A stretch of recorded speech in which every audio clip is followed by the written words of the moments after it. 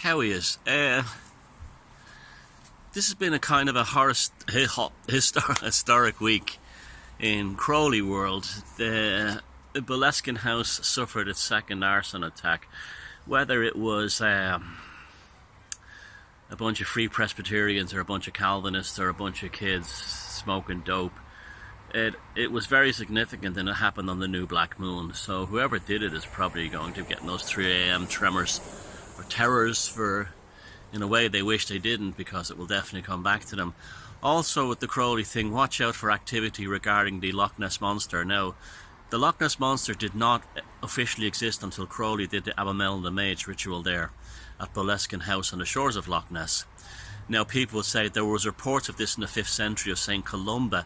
If you read the accounts of the St. Columba story, it was in the River Ness, about 28 miles away, and St. Columba had banished, now wait for it, demons, that's what the word that was used, in every lake and river in Ireland he came into. That was really allegory for the pagans, banishing the pagans. So there's literally no record of the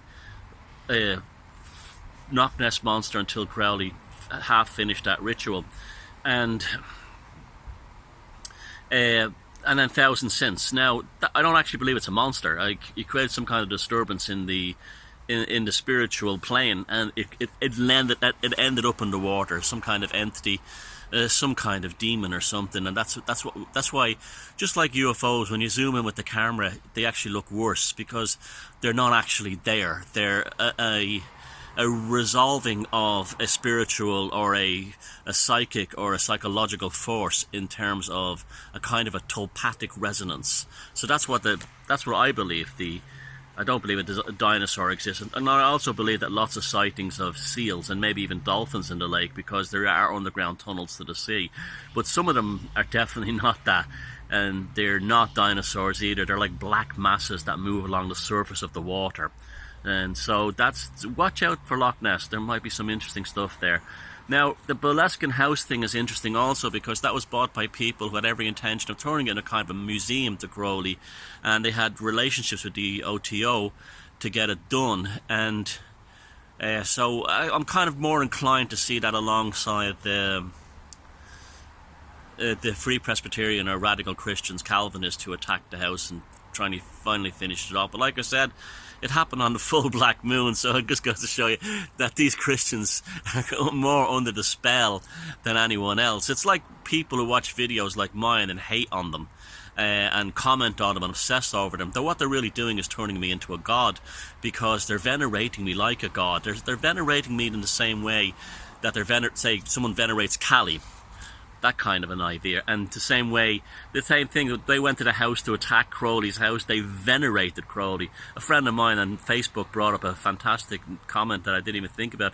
The Savile's house is left alone up in Scotland. Isn't that interesting? So Crowley, who never really harmed anybody, remember, all those people that came to Crowley were willing supplicants, and they gave themselves willingly to him. And what came of them, whether it was Victor Neuburg or Rose, that was their own choice in life. He didn't attack them, and so when you step into the magical circle, you have to live with the consequences of your own actions. Sorry, and it's no use blaming someone else. Now, because we all have free will. Well, we should have free will. So it's an interesting time in Crowley world, because he's definitely he's this close to attaining real godhood. My belief is that the Aeon of Horus, it ended a lot sooner than it was meant to end, mainly because of the internet and things like the revival of heathenism and paganism through the internet.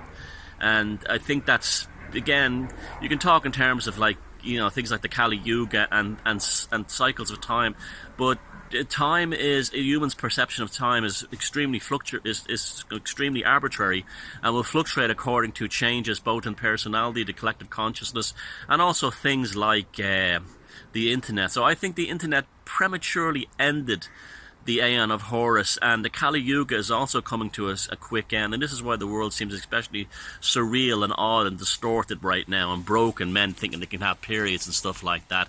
What happens is there's no guidance for the collective conscience at the moment, and therefore you have a sense of madness and lost souls wandering both the electromagnetic spectrum and the earth. And so, and also you have things like the TV show Strange Angel, which is absolutely fantastic, although it's not completely 100% accurate, but actually does give quite a good account of Thelema, and quite a sympathetic ear to the genius that was Jack Parsons. And I highly recommend that TV show if you haven't seen it. But it really shows the Catholic Church for what they were and what Christianity for what it is. Basically, it's more evil than anything any satanic cult could actually come up with. And so I highly recommend Strange Angel. And that's how Crowley makes appearances in that. And I was watching it with some friends, and there's a scene where Crowley starts appearing in Los Angeles with Parsons, and I said that's impossible.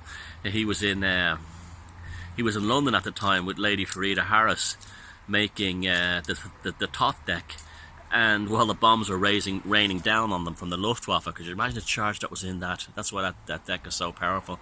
And so mainstream people are finding out about Crowley and what an interesting character he was.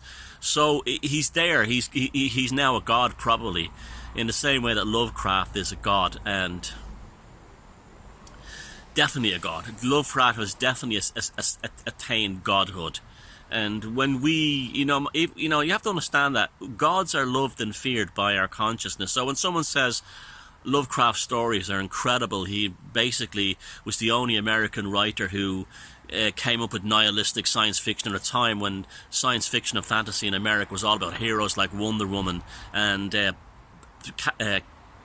not Captain America, Superman, and The Flash, and these kinds of things. And here was this guy writing what was basically British kind of gothic, nihilistic science fiction fantasy at a time that was such a thing didn't really exist anywhere.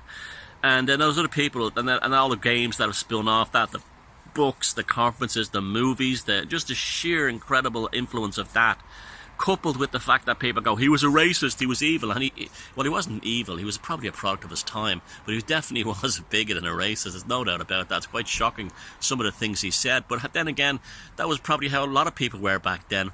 But even when people bring that up, I've actually seen now university professors saying that Lovecraft should be banned. Can you believe that? This is what we're dealing with today, like a kind of an inverse Chinese cultural revolution. If an opinion is offense, these are like these Pol Pot type Marxist professors who want absolute control over the poor students that they're ripping off through their college fees and that Ponzi scheme of university, while they preach Marxism and tolerance, while they live in elite communities, have elite friendship circles, and eat things like lobster all day long, and have fancy cars. So that's, so even when that happens, even when you attack them, you see, this is the thing, the way you stop someone from attaining greatness or being a godhead is you ignore them completely. If you venerate them, you're making them a godhead through thinking they're wonderful. And there's nothing wrong with that. I mean, I want Susie Sue to be recognized as a goddess. And people like Robert Smith, and writers like Hubert Selby Jr., if you hate them, and a lot of those people are, like Hubert Selby Jr. was basically the last author that was actually done for indecency in England. If you hate him, just like Joyce, if you hate Lovecraft, you have Crowley, you also bring on the godhead, because it's the Kali factor. This is what's so stupid. This is how you know a human being from a maggot. A maggot feeds the maggots. The maggot feeds the godhead status, where a normal person go, fuck, it's all bullshit, and walk away. And that's how it really works. So like Crowley, the people who hated Crowley and the people who hate Lovecraft, ironically, have made gods of them. And this is how godhood is attained. Now people say, how could you say someone like Crowley is a god? Yes, he's a god. He's a god, just like Kali is a god, just like Athena is a god, just like Lu is a god, just like Balor is a god. You just like Thor is a god, just like Loki is a god. You put enough veneration into the god, into the persona, into the person, into the individual, and by their works, by their creativity, by their craft, and by their personality, they attain godhood. So when they finally pass away, they're with us forever. I'll see you later.